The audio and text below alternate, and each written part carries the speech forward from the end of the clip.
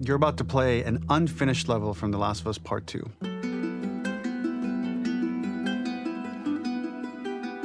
The reason we added this section is there are a few sequences, and we picked the 3 of the best ones, that we cut from the game. Often we build a game that's much bigger than what ends up being the final product.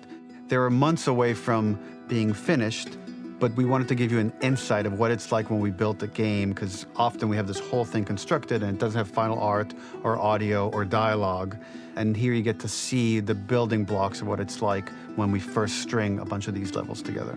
This is the intro to the first deleted level, and this one is the roughest of the 3. We wanted to show more of how Jackson operates. So this is the festival where Ellie ultimately kisses Dina. This sequence would have come very late in the game as a flashback sequence while you're in the farm with Dina. And we wanted to show what is the rest of Jackson doing, and wanted to put on the stick, make it interactive. So you could see when you're outside, there are all these almost like carnival games that you can play.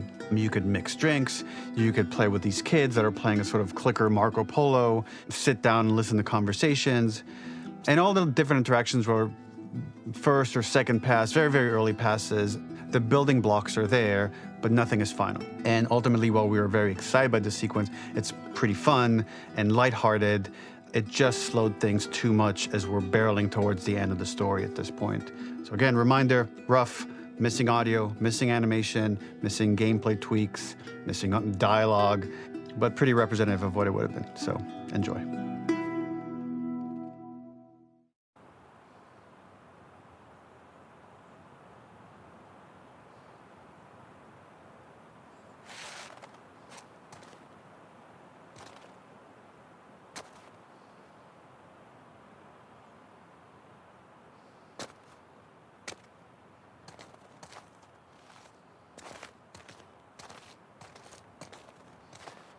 Originally, this level was going to transition us to farm. We would go all the way through to the dance, where Ellie and Dina share their first kiss. Then we would play through farm, and when Ellie plays the guitar at night, she would remember the Seth incident. So, the opening for this was a little tricky. We needed it to match at least a little what you might expect emotionally coming from prior beats, because we were already purposefully disorienting you in time and space. Remember, you just came from this huge fight. To jump straight into it would have been a little too jarring. After some back and forth, we rooted it in Ellie's nerves, calling back to her hands shaking in the theater. But this time, for a much more innocuous reason we'll find out later.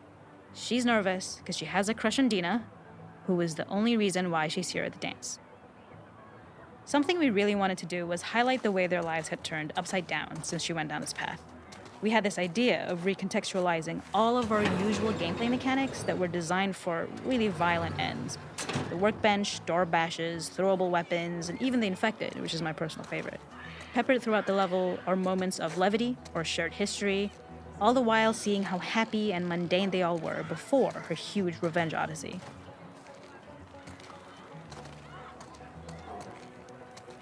It is not a festival without one of these throwing games. This one, of course, uses our throwable system where you're often chucking explosive things or stunning things, but for a more wholesome purpose, although some people take this game really seriously.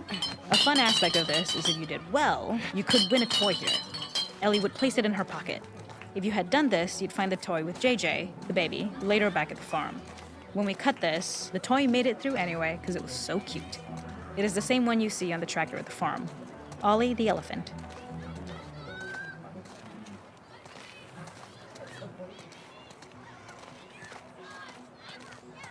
This is one of my favorite sections because I think that it achieves both the slice-of-life aspect of Jackson while also being a stark reminder of how dark the world that they live in really, really is.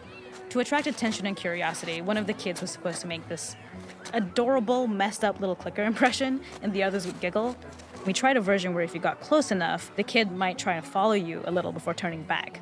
Since clickers are blind and move by echolocation, for this game of messed up tag, Ellie must close her eyes and listen for when the children give themselves away.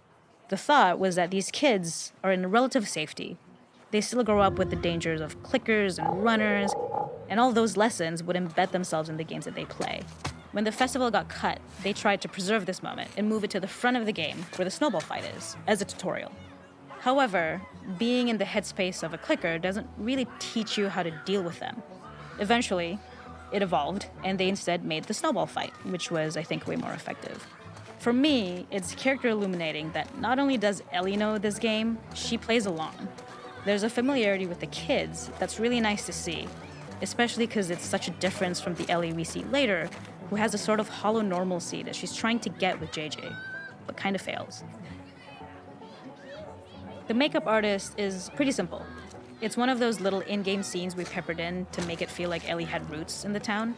Hallie, our writer, mentioned that in her mind, an ex-girlfriend of Ellie's tattooed her arm to cover up her scar. So we figured this might be the only time you get to see that. We wanted to hint at it and allude to it and make it feel like there had been so much more that had been happening and so much more that Ellie threw away.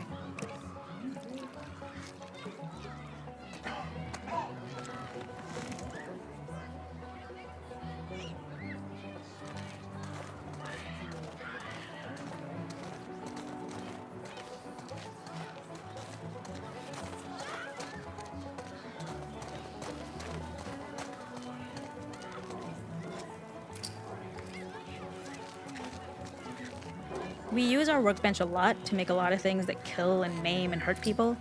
Here, we had the silly idea of using the same feel, harkening back to the same animations, using the exact same UI to instead fix a drink.